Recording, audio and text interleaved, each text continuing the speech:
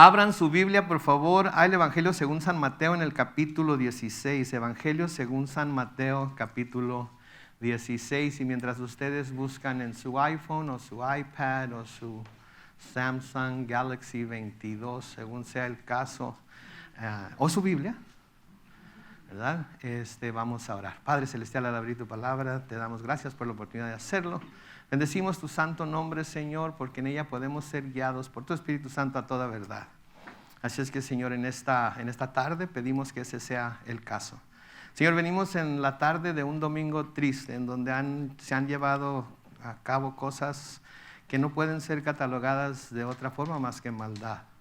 Pero sabemos, Señor, que donde la maldad abunda, ahí tu gracia sobreabunda.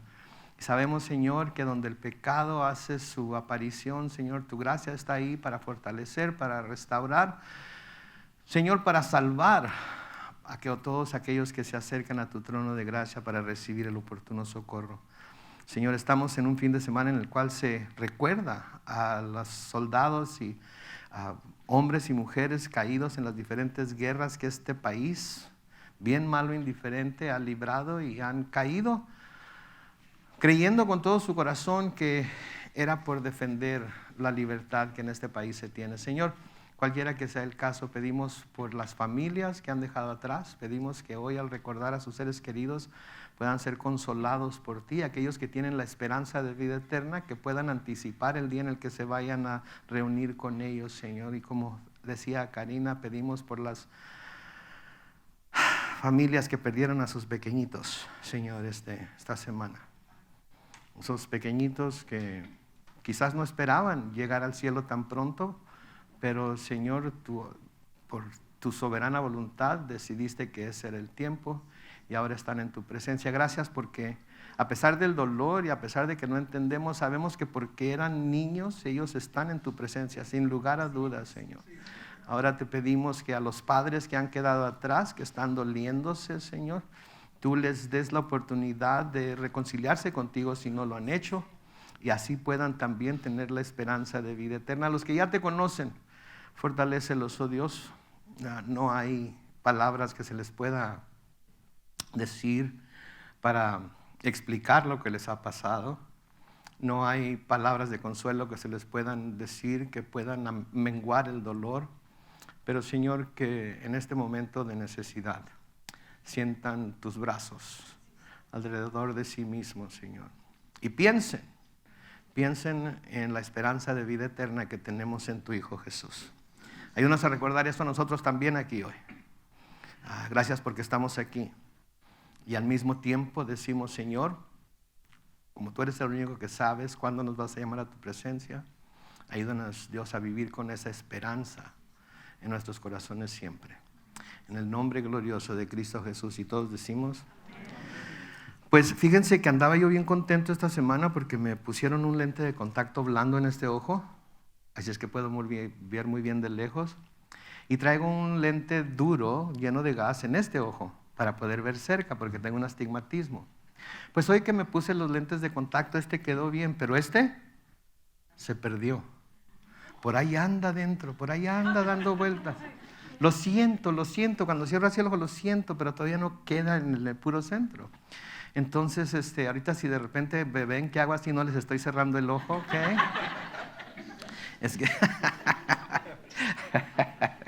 Es que el ojo de vidrio se anda moviendo y cuando llegue a su lugar, ahí va a quedar bien. Mientras tanto voy a usar lentes de vez en cuando, ¿ok? Así es que no es porque esté viejito, Pero en fin. Muy bien, Evangelio según San Mateo en el capítulo 16. Les he dicho muchas veces y creo que esta vez también es cierto que donde estamos en nuestra vida es en donde estamos en la Biblia. Y creo que hoy en los primeros 4 versículos que vamos a ver, si es que no llegamos más allá, vamos a ver en realidad lo que es el mensaje central del Evangelio. Vamos a ver lo que es en realidad la razón por la que Jesús vino. Y vamos a ver en realidad la más grande victoria que el Señor Jesucristo vino a lograr por nosotros. ¿Verdad? A menudo leemos la Biblia y escuchamos predicaciones y hablamos acerca de cómo el Señor nos lleva de triunfo en triunfo y de cómo todo lo podemos en Cristo que nos fortalece y de las victorias que podemos lograr en Él, ¿verdad? Pero hay una victoria en particular que creo que esa es la más grande victoria que el Señor logró para nosotros. Y creo que esto debe de poner en perspectiva lo que pasó esta semana pasada, lo que pasó la semana anterior en Nueva York, lo que pasó en donde ha estado pasando tan seguido, ¿verdad? Porque vivimos en una sociedad, nos guste o no, vivimos en una sociedad que está fascinada con la muerte. Está fascinada con la muerte. Lo vemos en el número de abortos que se llevan a cabo cada año en este país. Lo vemos con el movimiento en un momento dado por buscar la eutanasia y deshacernos de aquellos que ya no tienen que según hay gente ya no tiene ningún propósito, ningún beneficio, entonces pues se están ocupando lugar nada más, ¿verdad? Y lo vemos en lo que pasa cuando estas personas llevadas a hacer estas cosas, no podemos decir de otra manera más que por Satanás mismo, ven a niños preciosos de 7, 8, 9 años como un blanco para deshacerse de ellos, ¿verdad? Me impresioné mucho cuando un niño dijo que antes de disparar, este hombre que hizo lo que hizo, dijo, hoy es el día para morir, ¿verdad? Imagínense un niño de esa edad que se le diga eso. Imagínense ustedes de la edad que tengan, ya sea 18, 68, 98, que alguien le diga hoy es tu día para morir, ¿verdad? Aunque somos cristianos, me imagino que ha de haber algunos que iban a tener temor e iban a decir, no Señor, hoy no, ¿verdad? Dame otros cuantos años, como unos 100 más, con eso me conformo. Y íbamos a pasar por esos 100 años e iba a volver a llegar el anuncio de que era hora y de todas maneras íbamos a decir, no Señor, todavía no, porque nosotros amamos la vida, ¿no es cierto? Amamos la vida. Y no solamente amamos nuestra vida, sino que nos preocupamos por la vida de los demás. También como cristianos debemos preocuparnos por la vida de los demás. Y porque somos llamados a preocuparnos por la vida de los demás, entonces en lo que está pasando, en realidad no debemos de tomar lados, no debemos de escoger equipo y hacernos para uno o para el otro. Lo que debemos reconocer es que gente inocente está muriendo. Y gente inocente está muriendo en todas partes del mundo todos los días. ¿Sí? Y lo que debemos reconocer también es que ninguno de nosotros sabe cuándo va a ser el día que a nosotros nos va a tocar.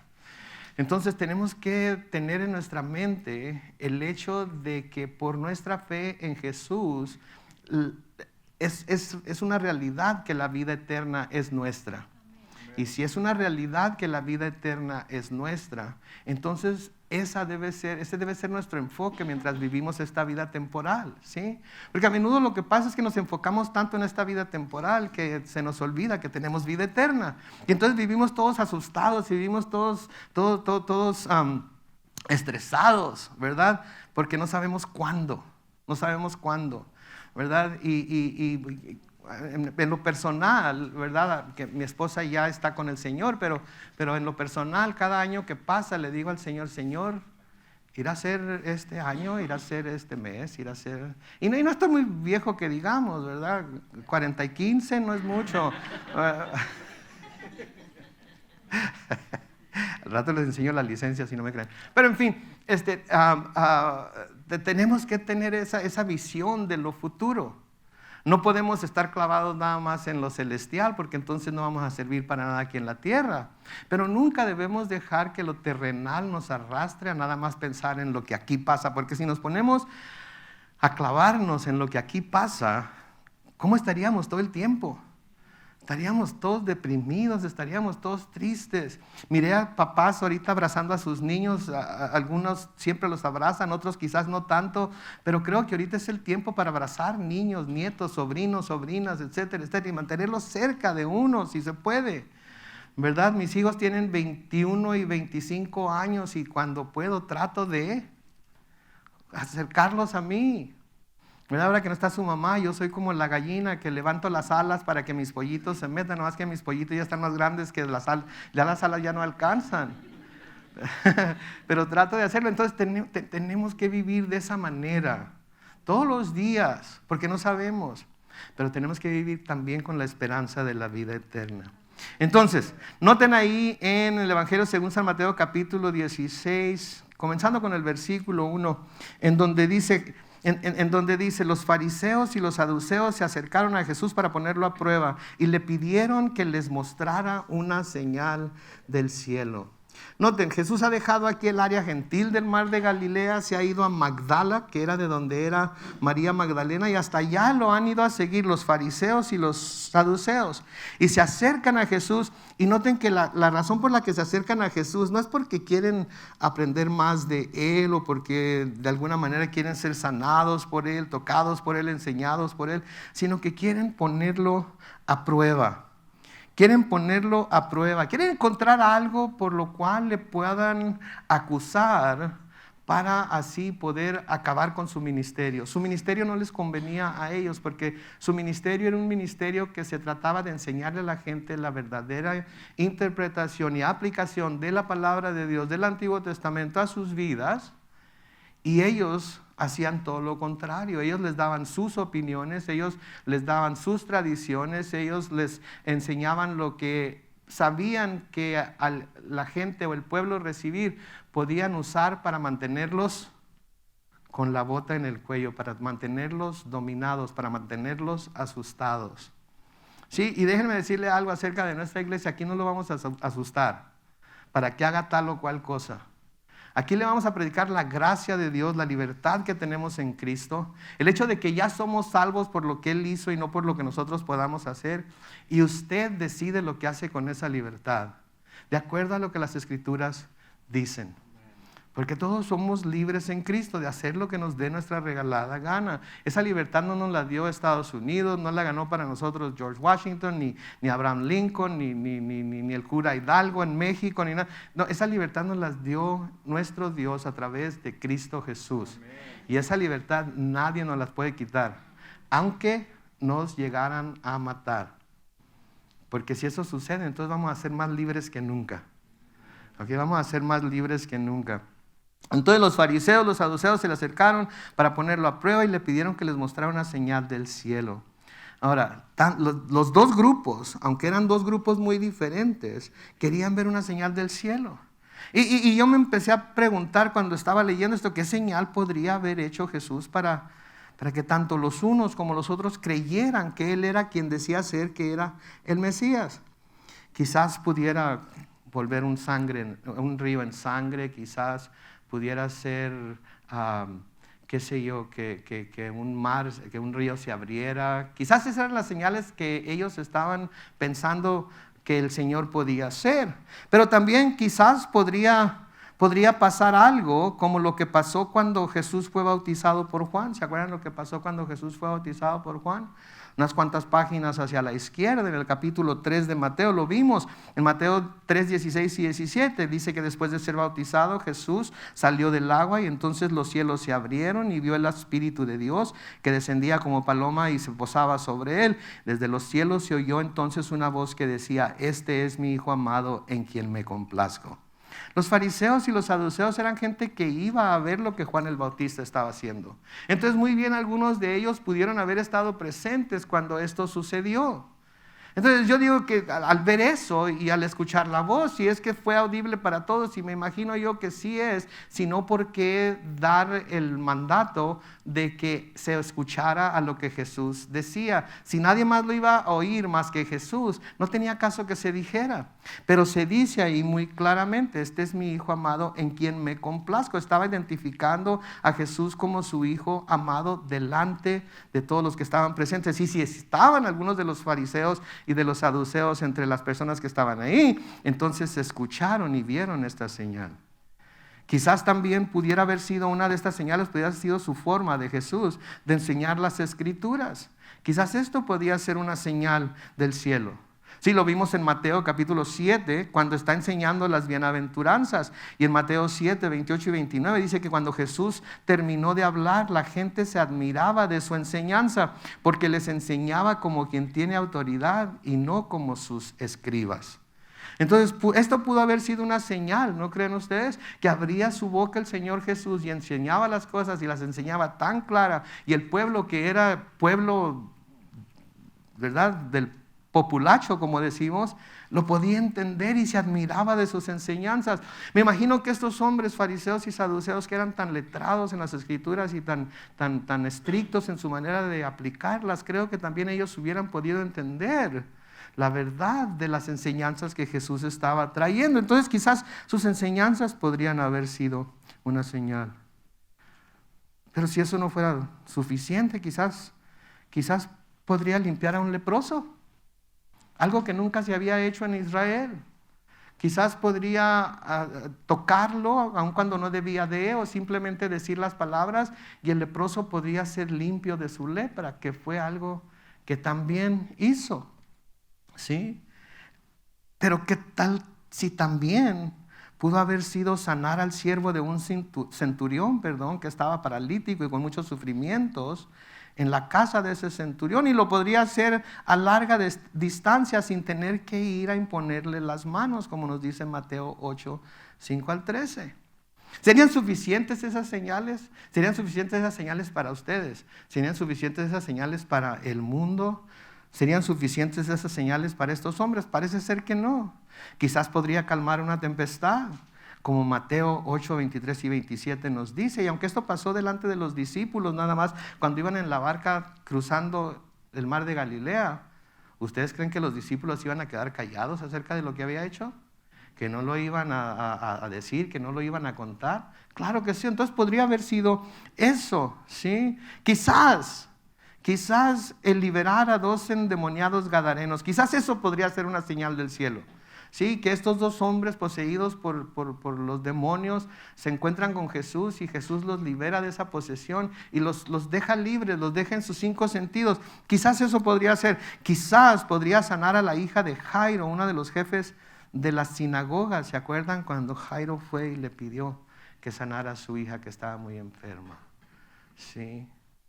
O quizás, no sé, una mujer que tenía 12 años sufriendo de hemorragias, que tocó el borde de su manto, inmediatamente fue sanada. ¿Podría ser eso una señal del cielo? ¿Sí? O quizás devolviéndole la vista a un par de ciegos, o hacer que un mudo hablara.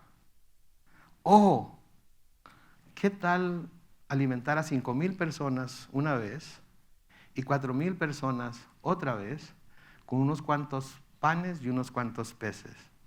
¿Ustedes qué creen? ¿Serían suficientes señales? Deberían de ser, ¿verdad? Digo, tenemos 2022 años desde que Jesucristo nació, caminó por esta tierra, más o menos, no exactamente, más o menos, caminó sobre esta tierra, hizo sus milagros, ascendió al cielo. Y tenemos todos esos tiempos de testimonio escrito por medio de los apóstoles y por medio de gente que lo vio, etcétera, etcétera. Tenemos el testimonio de millones y millones de vidas transformadas una vez que vienen a Jesucristo. Tenemos los milagros de sanidad que se han hecho en su nombre. Tenemos milagros de libertad que se han hecho en su nombre. Vidas que se han salvado.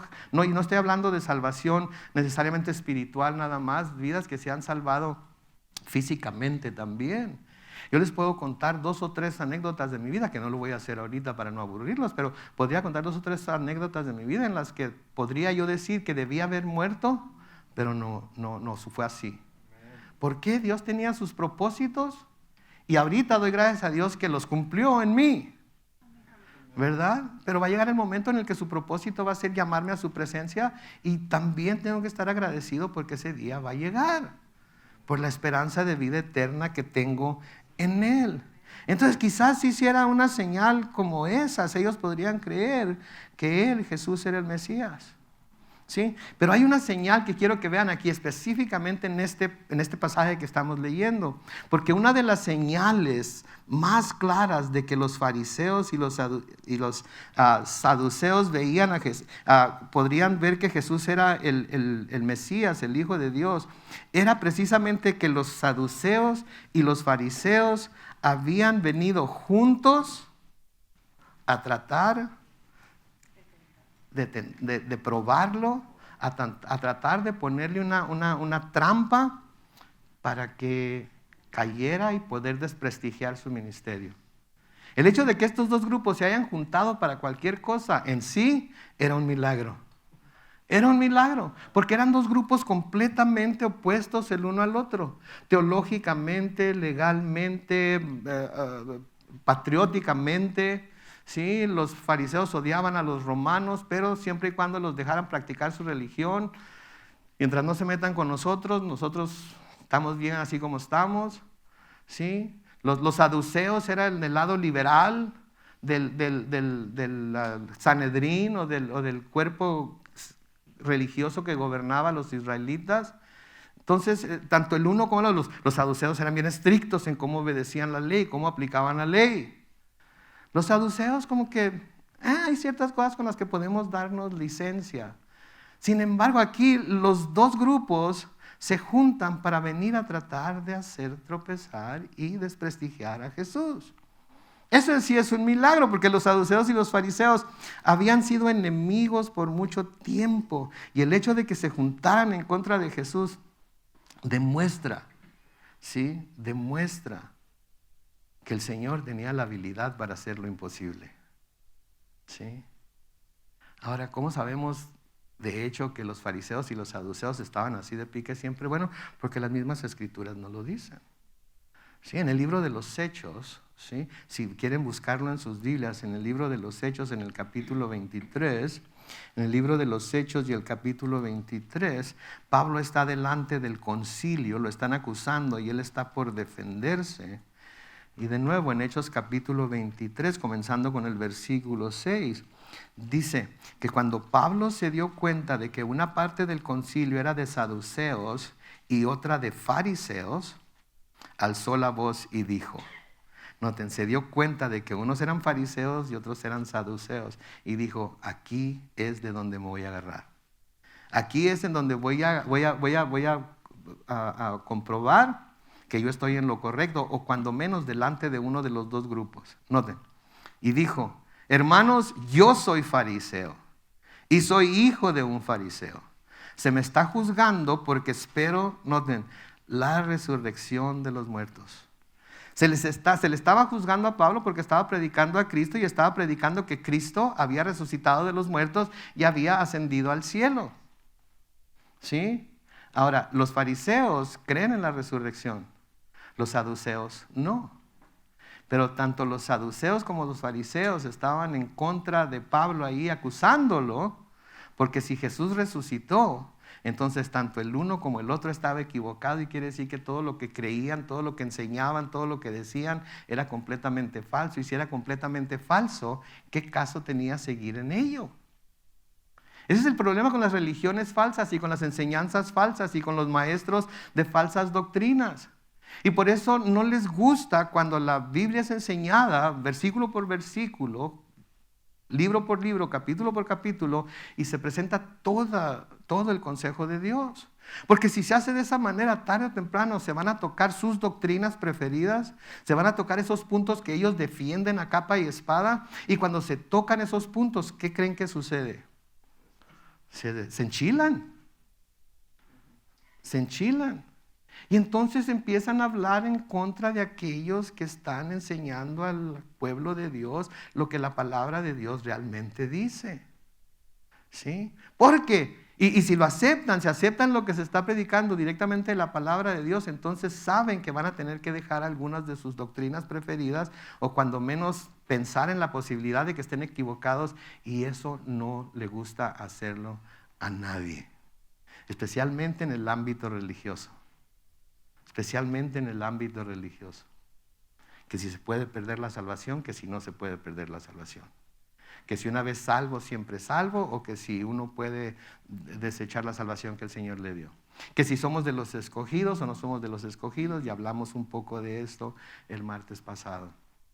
¿Sí? Que si tenemos que bautizarnos por inmersión o nos pueden rociar nada más.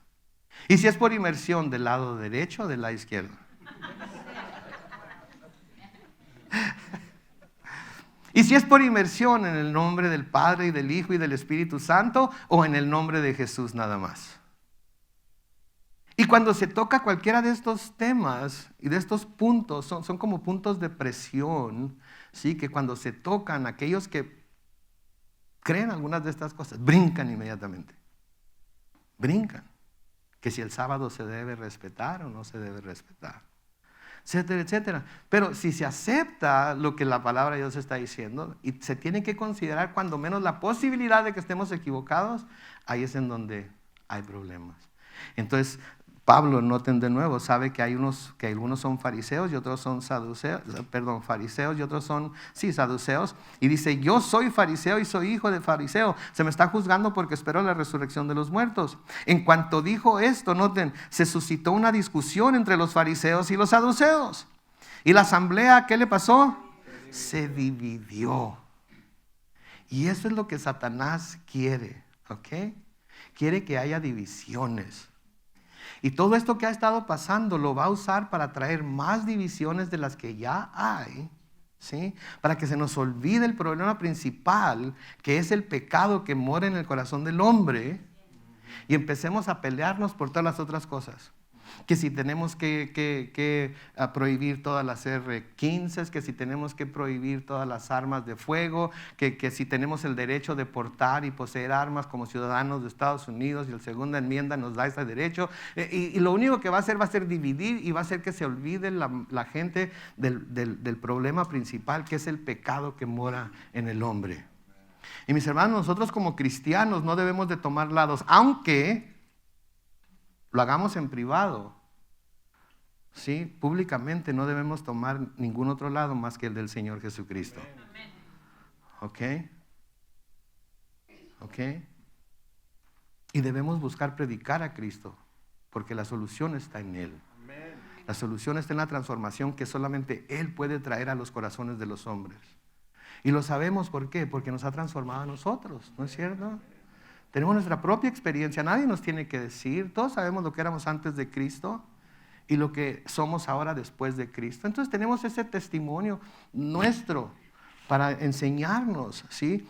Que es el pecado que murió. Entonces no debemos de tomar lados, pero aquí noten, la asamblea se dividió. Versículo 8 dice, y es que los saduceos dicen que no hay resurrección, ni ángeles, ni espíritus, pero los fariseos sí creen en todo esto. Se levantó entonces una gritería, dice el versículo 9, y los escribas que apoyaban a los fariseos se levantaron a protestar. No vemos que este hombre haya cometido ningún crimen. Puede haberle hablado un espíritu o un ángel, pero los saduceos no creían eso.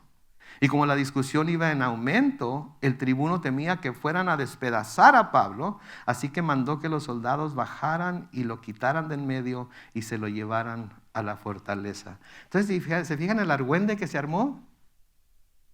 Sin embargo, cuando se trataba de desprestigiar a Jesús, de probar a Jesús, de buscar una forma de hacer tropezar a Jesús, ¿qué hicieron? Se unieron. Se juntaron. Vamos a hacer a un lado nuestras diferencias y vamos a juntarnos para hacer caer a este hombre, porque es una amenaza para nuestro sistema religioso. Es una amenaza para nuestro control del pueblo. Y saben que la división que Satanás ha estado trayendo y va a seguir trayendo a este país es una lucha por las almas de los habitantes de este país. Sean ciudadanos, sean emigrantes, sean lo que sean, está luchando por las almas de las personas que residen en este país. Porque si cae Estados Unidos, ¿qué sucede? Porque bien, mal o indiferente, Estados Unidos ha sido como una luz que ha brillado a través de muchos años, pero esa luz se está apagando. La sal está dejando de ser salada, y cuando la sal deja de ser salada, el Señor Jesucristo dice que sirve ¿para qué? Para echarla afuera y ser pisoteada por los hombres. Entonces, no tomemos lado, tomemos el camino de Jesús, tomemos el camino de la palabra. ¿Sí? Y no nos pongamos a favor de uno y en contra del otro, porque así como está esta brecha aquí entre este lado y este otro, así va a haber muchísimos cristianos que van a estar del chongo agarrados unos con otros por lo que ellos piensan o creen. ¿Qué dice la palabra de Dios? Eso es lo que debemos estar viendo. Entonces, a pesar de todas estas diferencias, Jesús los unió. Sí, entonces no los unió en el buen sentido de la palabra, pero se unieron en oposición a Jesús. Y eso en sí era un milagro. Entonces, ¿cuántas más señales podía hacer Jesús para que ellos creyeran que Él era quien decía que era? Noten lo que les dice en el versículo 2. Les dice, pero Él les dijo, al llegar la noche ustedes dicen, va a ser buen tiempo porque el cielo está rojizo. Por la mañana ustedes dicen, hoy habrá tempestad porque el cielo está rojizo y nublado. Bien que saben distinguir el aspecto del cielo, pero no pueden distinguir las señales de los tiempos. Noten por favor, quiere decir que los judíos eran meteorólogos, ¿verdad? Porque sabían distinguir el clima que iba a haber dependiendo de cómo estaba el cielo. Entonces noten cómo con solo ver que el cielo estaba rojizo en la noche o en la mañana, ellos reconocían cómo iba a estar el clima durante el siguiente día. Y lo decían con toda seguridad. Lo miraban el cielo rojizo en la noche, miraban el cielo rojizo con nubes en la mañana y con toda seguridad, sin temor a equivocarse, decían, este va a ser un buen día o este va a ser un día lluvioso. Y a mí se me antoja muy interesante que pudieran estar tan seguros de lo que estaban viendo y pronosticaran lo que estaban pronosticando, tan solamente por ver el cielo rojo. Sí, tan solo por ver el cielo rojo. Sí, una sola señal les servía para poder con plena confianza pronosticar cómo iba a estar el clima. Pero Jesús estaba haciendo señales a diestra y siniestra que apuntaban a que Él era el ungido de Dios, el Mesías, y estos mismos hombres no lo podían ver. Sí, que no nos pase lo mismo a nosotros, ¿sí? Porque hay tantas señales, ¿verdad? Yo no sé ustedes, yo no tengo dinero, mucho dinero. Sí tengo dinero ahorita apenas me alcanza para un tanque de gasolina, ¿verdad? Pero no tengo mucho dinero. Pero hay gente que se levanta en la mañana y lo primero que ve es que la bolsa, sus inversiones. Si ven la línea verde, ¿qué dicen? Si ven la línea roja, ¿qué dicen? Ay, Señor, por favor, que no vaya a bajar más. ¿Verdad? Pueden ver las señales de ello, pero no ven lo que está pasando a nuestro alrededor. ¿Sí? Otros se levantan a ver las noticias, a escuchar las noticias de lo último que pasó con Amber y Johnny, ¿verdad? A ver cómo terminó todo.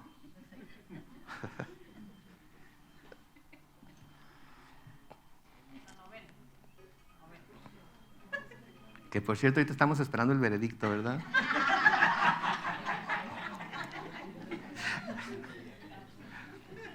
A ver, todos los que estén a favor de Johnny, levanten. No es cierto. No es cierto.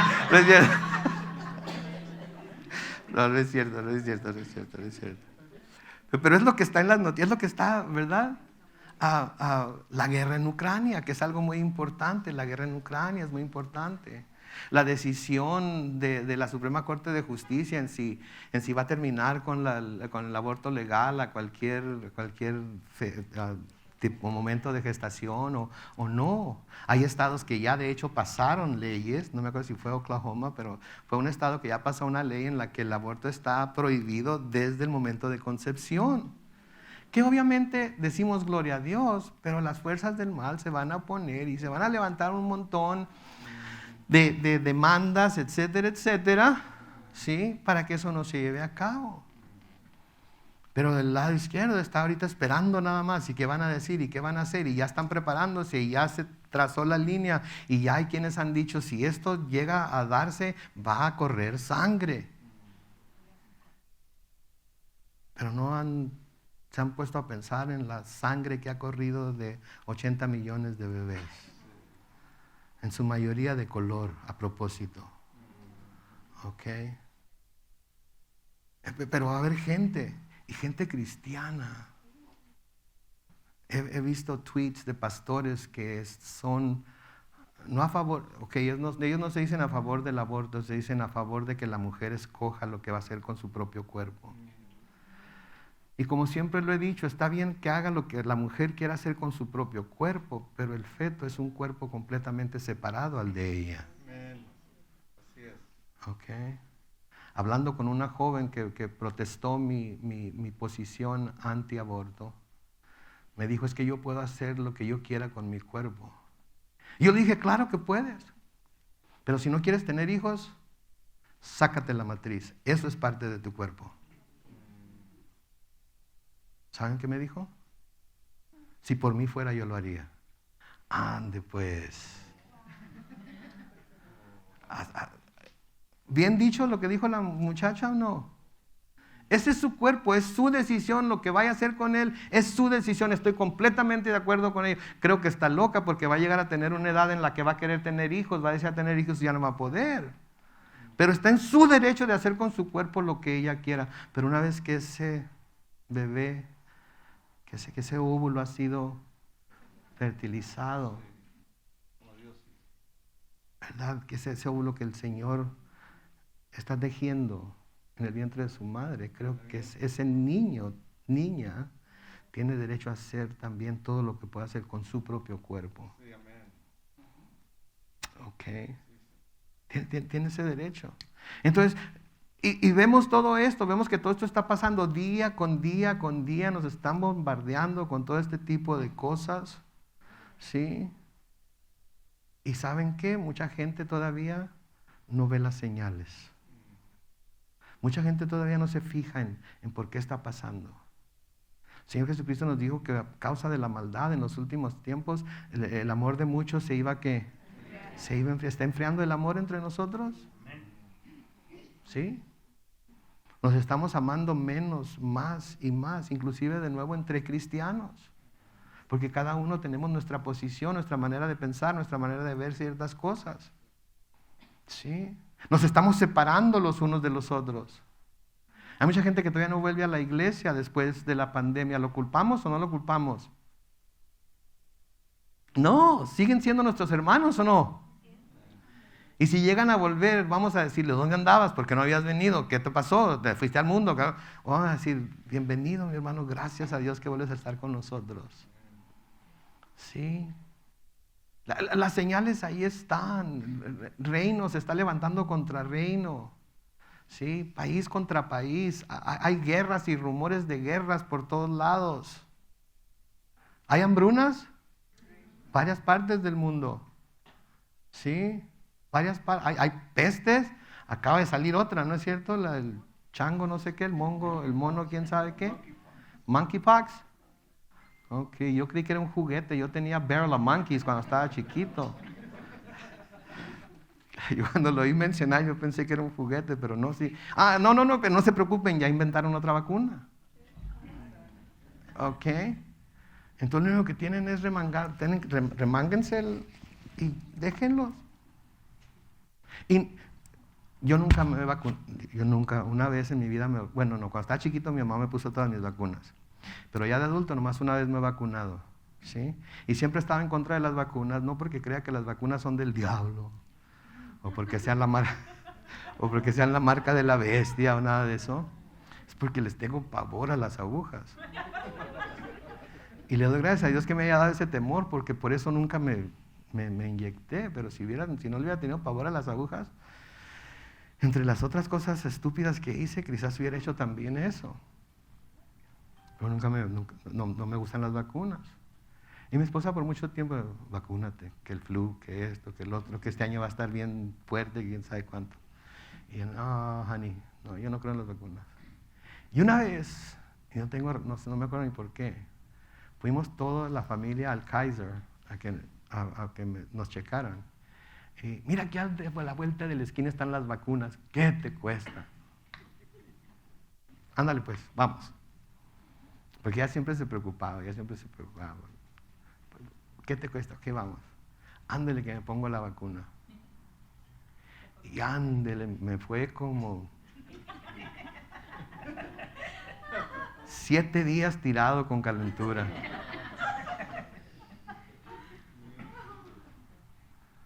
Y hasta aquí en la iglesia me dijeron, oye, tienes que estar muy enfermo para no venir porque tú nunca dejas de estar aquí. Y sí estaba bien enfermo, sudando en frío y todo. Y desde entonces no me he puesto ninguna vacuna. Y gloria a Dios, que yo sepa, el COVID no me ha dado en 3 años. ¿3 años tiene el COVID de andar por aquí rondando? Sí, ¿verdad? Casi. Gracias a Dios. Y si lo tuve, ni cuenta me di. ¿Ok? Ni cuenta me di. Entonces, todas estas cosas están pasando a nuestro alrededor, están dándose a nuestro alrededor y la gente no conoce, no ve, no reconoce las señales de los tiempos. Como cristianos, si estamos viendo estas cosas y estamos reconociendo que son las señales de los tiempos, ¿qué debemos estar haciendo? ¿Mande? Evangelizar. Orar y evangelizar. Orar y evangelizar. La venida de Cristo está cerca. Y nosotros estamos listos. Pero ¿qué tal nuestros familiares? ¿Qué tal nuestras amistades? ¿Qué tal nuestros compañeros de trabajo, de escuela, etcétera, etcétera, etcétera? Ahora, nosotros no los vamos a poder forzar a que crean, pero cuando menos debemos de esforzarnos por darles la oportunidad de que crean. Y ya una vez sabiendo, Jesús vino, hizo lo que hizo, predicó, y una vez que predicó, murió, fue sepultado, resucitó y se fue al cielo. Y nos dejó a nosotros para hacerlo.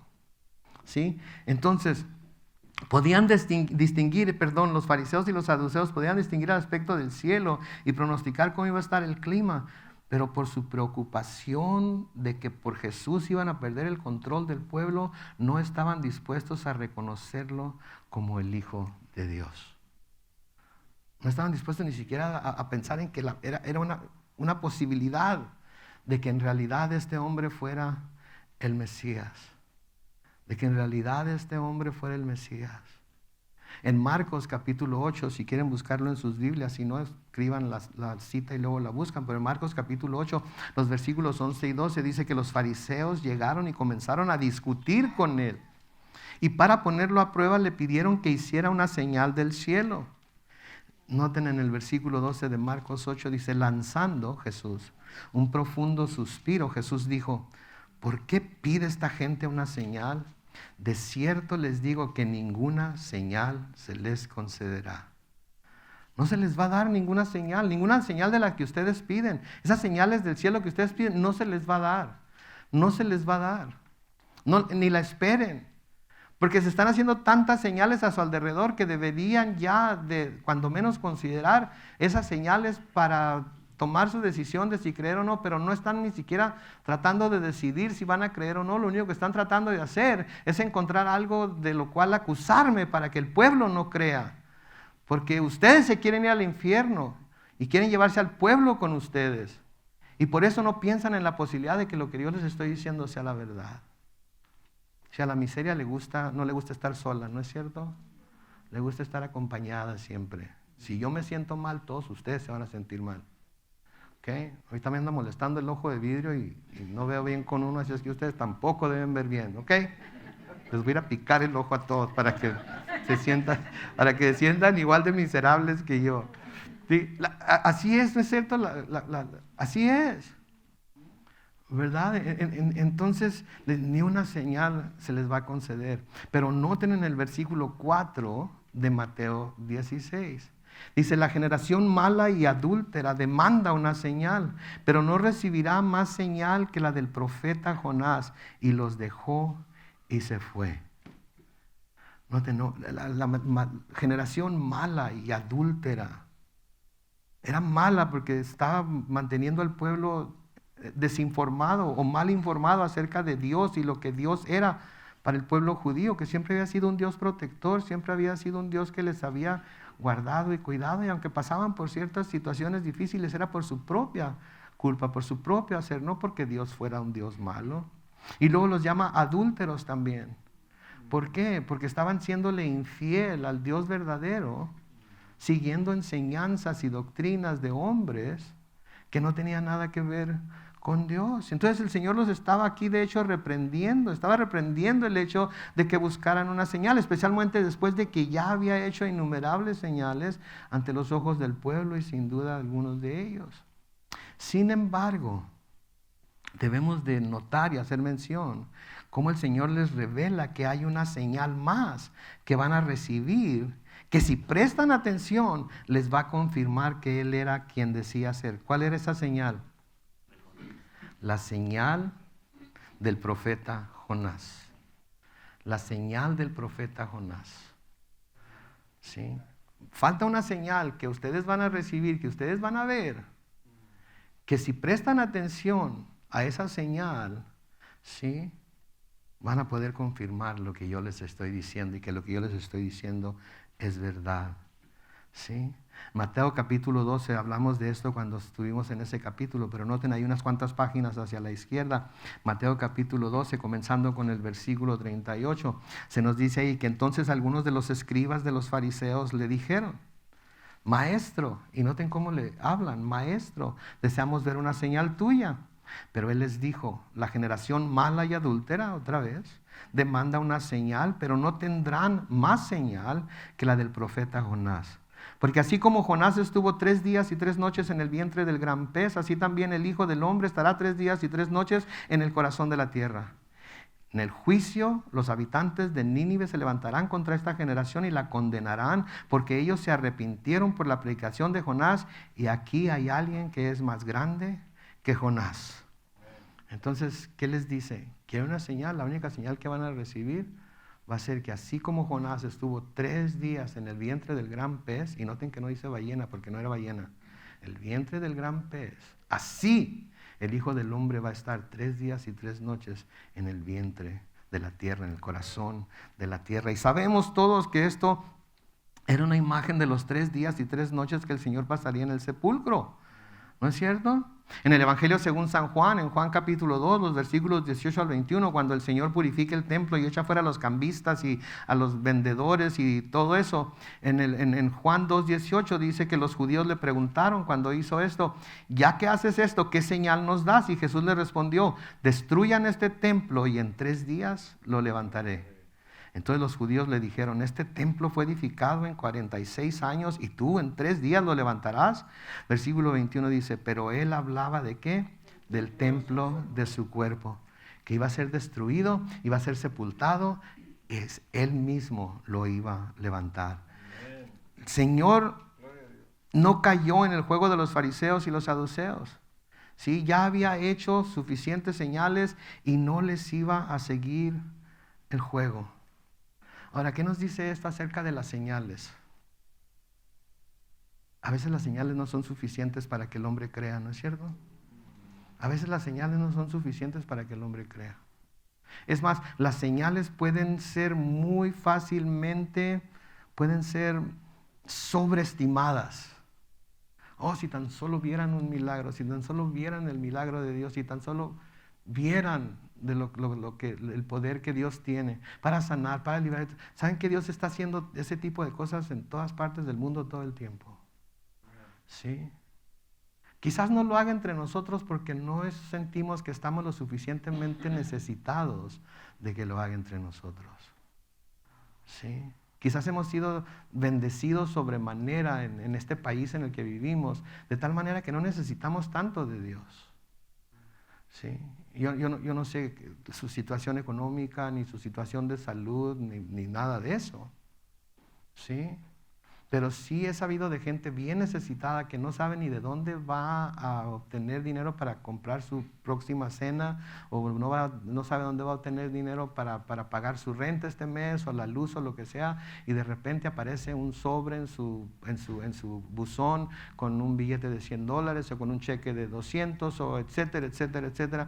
Y a mí me ha sucedido varias veces en las que he estado necesitado de algo y el Señor ha suplido para mí sobrenaturalmente por medio de otras personas. Pero lo que pasa es que a veces no nos sentimos como que estamos suficientemente necesitados como para clamar a Dios. Porque a menudo el hambre nos tumba, como dice mi mamá, y el orgullo nos levanta. ¿Cómo voy a ir a pedir ayuda? ¿Cómo voy a ir a pedir? Me da vergüenza. Van a decir que soy esto, que soy aquello, van a decir que cómo es posible, bla, bla, bla, bla, bla. Y a veces no pedimos ayuda simplemente porque somos demasiado orgullosos para pedirla. El Señor dijo, bienaventurados los pobres en espíritu. ¿Por qué? Porque de ellos es el reino de los cielos. ¿Amén? Pero a veces le pregunto uno a la gente, ¿cómo está, hermano? ¿Cómo está, hermana? Pues en lo terrenal estoy bien, qué bárbaro, ando. Pero en el espíritu estoy bien. Ok, espérame. El Señor dijo, bienaventurados los pobres en espíritu. Entonces, el que verdaderamente es bienaventurado es el que reconoce su pobreza espiritual, ¿verdad? Porque el que reconoce su pobreza espiritual sabe cuánto necesita del Señor para poder seguir adelante, para poder seguir siéndole fiel, para poder seguir caminando con Él. Porque en el momento que pensamos que ya lo tenemos todo descifrado, en el momento que pensamos que ya lo entendemos todo, ahí es cuando cae el martillo y calle, boca, pare, lengua, las cosas que pueden pasar, ¿no es cierto? Cuando más seguros de nosotros mismos estamos, es cuando Satanás ve la soberbia en nuestro corazón, ve el orgullo en nuestro corazón y dice, ¿sí? ¿Qué dicen los proverbios? Antes de la caída viene ¿qué? Antes de la caída viene la altivez o el orgullo de corazón, etcétera, etcétera. ¿Sí? Es cierto. ¿Sí? Entonces las señales a menudo creemos que serían la solución para todo. Si hubiera más señales, hay mucha gente que se aprovecha del deseo de la gente de ver señales para engañar gente. ¿Sí? Ahora, yo creo en las señales sobrenaturales de Dios. Yo creo en el movimiento del Espíritu de Dios y creo que Dios es poderoso para sanar, salvar, etcétera, etcétera, etcétera, como siempre lo ha sido. Lo creo con todo mi corazón. ¿Sí? Pero hay mucha gente que nada más se la pasa buscando esas cosas y va de aquí para allá, para allá, para allá buscando esas cosas y nunca aprende a confiar en el Señor, nunca aprende a entender lo que la palabra de Dios dice para su vida, nunca aprende en verdad lo que es el propósito de Dios en lo que está pasando ahorita. El Señor, ¿ustedes creen que el Señor tiene un propósito en lo que pasó en Uvalde, Texas? Claro que sí, claro que sí. En esos padres que están sufriendo. ¿Sí? Supieron del esposo de una de las maestras que se murió de un ataque al corazón cuando supo que ella había muerto también. Tiene un propósito el Señor en esto, porque hay mucha gente que pregunta, ¿dónde está Dios? ¿Por qué permitió esto? ¿Por qué te tuvo que suceder así? Y saben que es una pregunta legítima, es una pregunta muy legítima. Y nosotros los cristianos deberíamos de tener la respuesta. Y no basta con decir, pues es que fue su voluntad, es que tiene un buen propósito en ello. No, ¿cómo que por qué pasa lo que está pasando? ¿Cómo que dónde está Dios? Dios está donde siempre ha estado. ¿Sí? Pero nosotros como nación nos hemos apartado de donde Él está. Nosotros nos hemos apartado de donde Él está.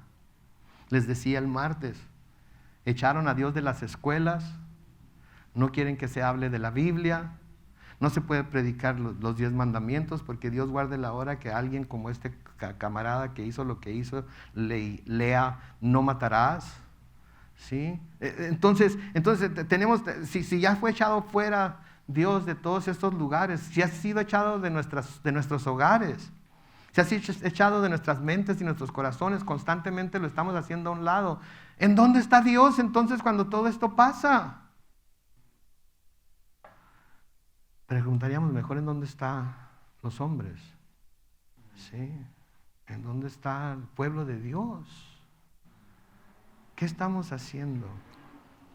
Ahora, de nuevo, es fácil sobreestimar el poder de las señales milagrosas para cambiar el corazón de los escépticos y de los que dudan. Sí, Pablo dice en 1 Corintios 1, los versículos 22 al 25, los judíos piden señales, los griegos van tras la sabiduría, pero nosotros predicamos a Cristo crucificado, que para los judíos es ciertamente un tropezadero y para los no judíos, o sea, los gentiles, una locura. ¿Se fijan? Para los judíos el que Jesucristo haya sido crucificado es chihuahua, hombre, es un tropezadero. ¿Cómo que el Mesías que debía venir a salvar, fue crucificado. ¿Cómo que fue puesto en una cruz y murió en la cruz? Sí, eso fue lo que le sucedió. Sí. Para los no judíos, los gentiles o los griegos, como se les llamaba, era una locura pensar en eso. ¿Sí? Y así hay escépticos hoy, ¿verdad? No, que Cristo, Dios tiene un buen plan para tu vida, etcétera, etcétera. ¿Sí? ¿Y dónde estaba cuando pasó lo de Uvalde? ¿Y dónde estaba cuando pasó esto? ¿Y dónde estaba cuando Rusia atacó a Ucrania? Son los unos. Queremos ver una señal de que está ahí, no nada más que me digas que está ahí. Y el otro, por el lado de los no judíos, se les habla de Cristo y estás loco. Lo que pasa es que te lavaron el coco. Has de haber pasado al frente y cuando estabas ahí hincado te echaron unos polvitos. Y cuando te levantaste creyendo esas tonterías. Estás loco. Entonces eso es lo que es para los judíos y eso es lo que es para los no judíos. Pero noten el versículo 24. Pero para los llamados, tanto judíos como griegos, Cristo es poder de Dios y sabiduría de Dios. Porque lo insensato de Dios es más sabio que los hombres y lo débil de Dios es más fuerte que los hombres. ¿Se fijan? Esto nos dice que con todo lo que hizo el Señor Jesucristo durante su ministerio terrenal, lo que comprueba que Él era quien decía ser, fue el hecho de que murió y que al tercer día resucitó. Eso es lo que nos comprueba que Él era quien decía ser. No los milagros que hizo, que fueron buenos, ¿no es cierto? Y cuando los ha hecho para algunos de nosotros ha sido bueno también que los haga.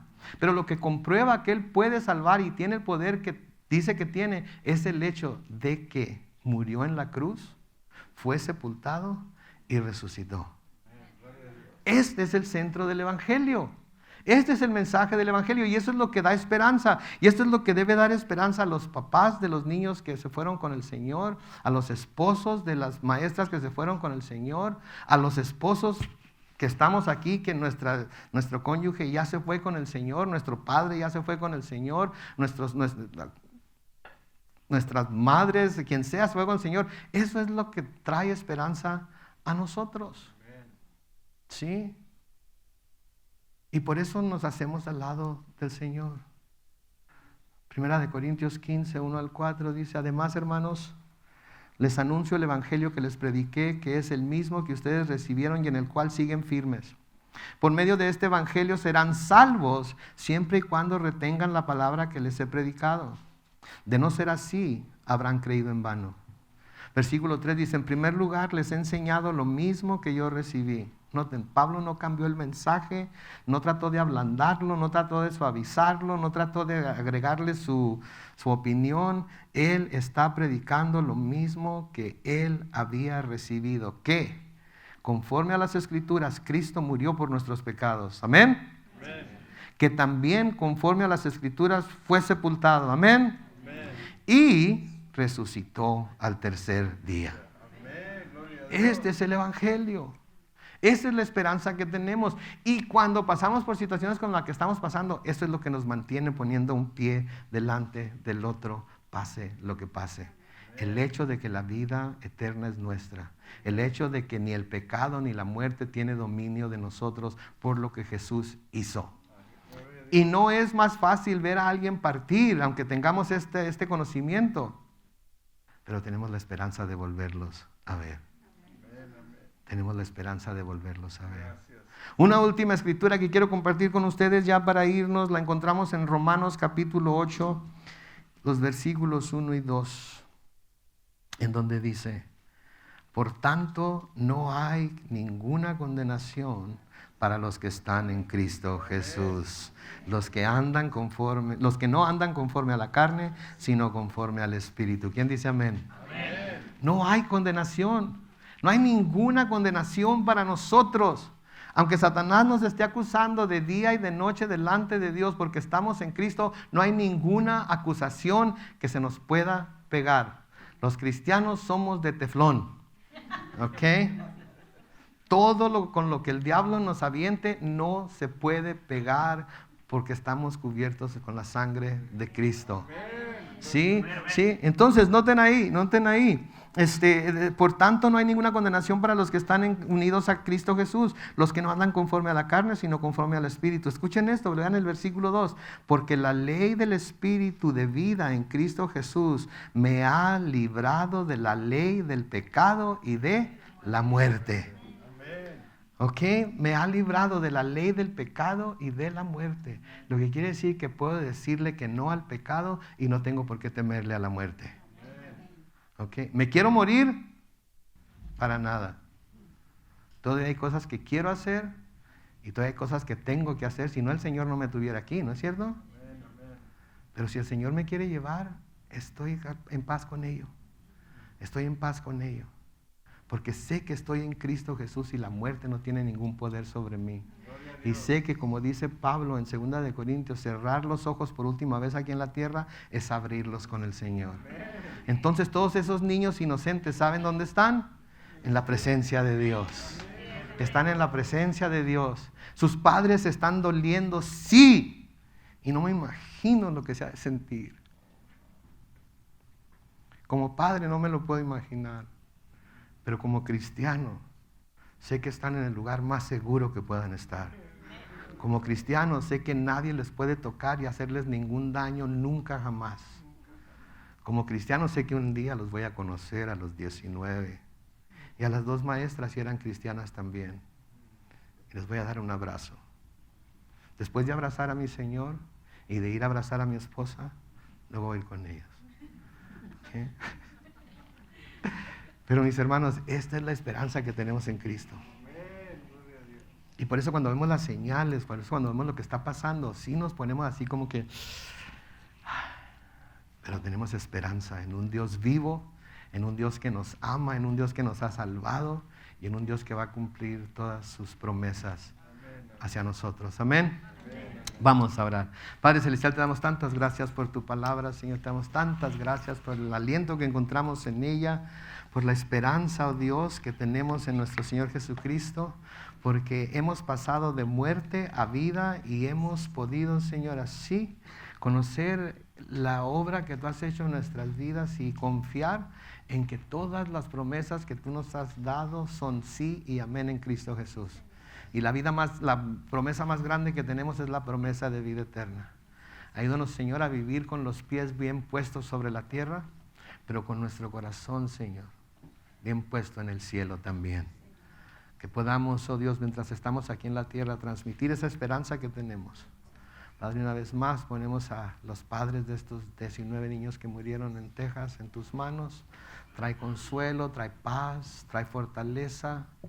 Oh Dios, y si alguno de ellos no te conoce todavía, te pedimos, dales la oportunidad de que te conozcan, Señor, para que un día puedan reunirse con sus hijos. Cuida de nuestros corazones, Señor, cuida de nuestras mentes, cuida de nuestras vidas. Nos ponemos en tus manos. Tú eres Dios. Te amamos, te adoramos, te alabamos, porque tuyo es el reino, el poder, la gloria, la alabanza para siempre. En el nombre de Cristo Jesús. Y todos decimos amén.